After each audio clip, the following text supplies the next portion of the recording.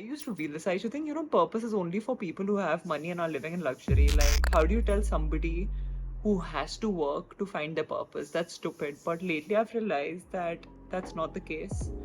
And we all should have a purpose. We all should find a purpose. It is beautiful to wake up every morning fueled by something that you stand for and live for. And if you feel lost and you don't know what your purpose is, that's normal, because only if you know that you don't know will you actually come close to at least bothering to find your purpose. Unlike many people who don't even know that they don't have a purpose, and they probably won't ever bother to find out about it. And they will experience this discontent and void inside them, but they will never bother to fill it because they just don't even know that they don't have a purpose. So yeah, here are 4 things that can help.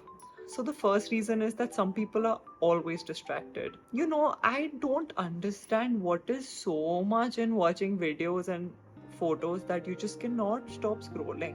And I know you've heard it before, but the thing is, if you are so distracted and if your neurons are just firing all the time, then how will you ever have the mental space to be creative, ideate, think, and think out of the box? Because you are just using all your brain space for scrolling.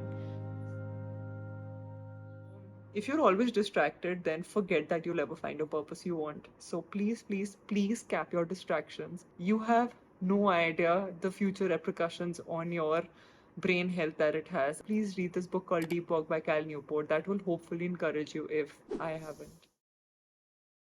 Because you don't have an ideal version of yourself. Now, that can come from 2 things. One is that you feel that such a massive change doesn't exist. It only exists in, other people's stories, and not everyone can go through it and all of that. So you cushion yourself with those excuses that not everyone can be Shah Rukh Khan. The second reason is that you may feel that you're actually incapable of reaching there. So, boss, what's the point of dreaming if I'm never going to reach there? Please dare to have an ideal version of yourself. Now I understand why people say dare to dream. I just thought it's a phrase and it's like a cool thing to say. But now I understand it, because most of us will never ever dare to dream because we think dreaming is for the privileged. We say dare to dream because it's difficult to dream.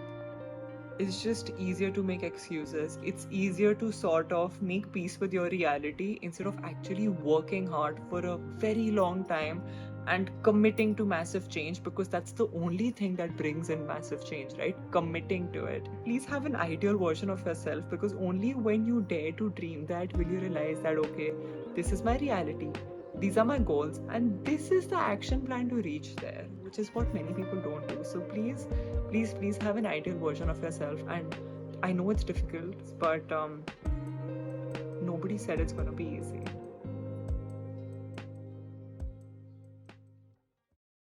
That people don't write goals. Even I didn't write goals. And I was actually curious why everyone who came to our school would say write down your goals. Why do all books say write down your goals? Why do all greatest minds on earth say write down your goals? Because what's the point? I know my goals. You have to have to have to take out the time to write your goals. It will be a game changer for you, because only when you write it will you actually align with, okay, this is my specific goal. So there's an article in Forbes which says that writing down of goals is very largely related to successfully achieving those goals, because people who write down their goals are 1.2 to 1.4 times more likely to achieve their goals. So please write down your goals. The fourth is that you probably feel you're incapable of dreaming. So I'll tell you why I thought I'm incapable of dreaming, okay? So I was average in school, didn't play any sports, and I just didn't excel at a hobby. Yeah, I wrote consistently, but it's not like I was winning competitions or anything like that. I just thought I'm incapable of dreaming, and I'm sure many of you watching this also feel you're incapable of dreaming, because it's easier to think of success when you've been successful. Like, that's just what I think. There's no study, don't know if it's true, but I just think that's easier, because you just feel that, okay, I've done this, so I can do this as well. I've done that, so I can try this as well. But when you haven't done anything, then you feel that if I couldn't do that, I also can't do this. So you feel incapable of dreaming. There is no easy way to say this, but you have to work on a mindset shift. And it's not going to be easy. It also takes a lot of time to sort of, put that self-belief and have faith in yourself that, yes, I can do it. And it's not easy because the thing is, when you say that to yourself, there are chances that you will fail, not once, but maybe 35 different times you will fail at many things, and then it's just easier to give up.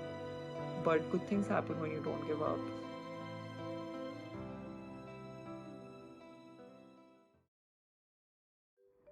Okay, lastly, I'm going to tell you about what you can do to get out of this.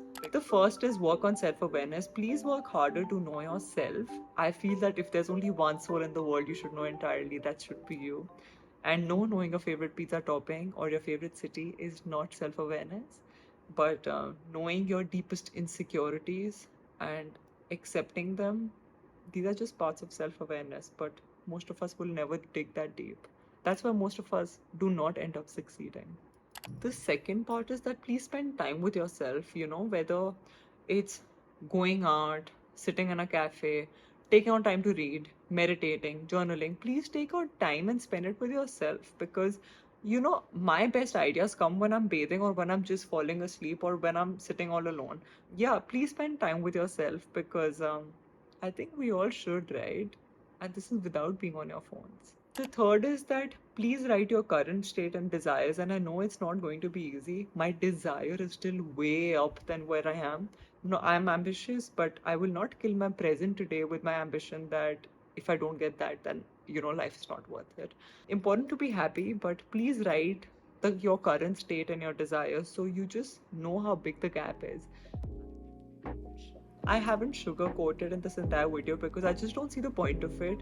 What's difficult is difficult, and while telling you that how to do this in 30 minutes is the easy way out, and more of you will watch my video, but that will be dishonest, and that's against my value system. So I hope this helped you maybe spot some ways in which there are gaps in you finding your purpose, or just find solutions that okay, I'm doing this and maybe that's what I should be doing instead to get closer to finding my purpose. And I hope you do. It's a very beautiful journey, and please prioritize having fun, because that's just kept me going from all the highs and lows. Just keep having fun.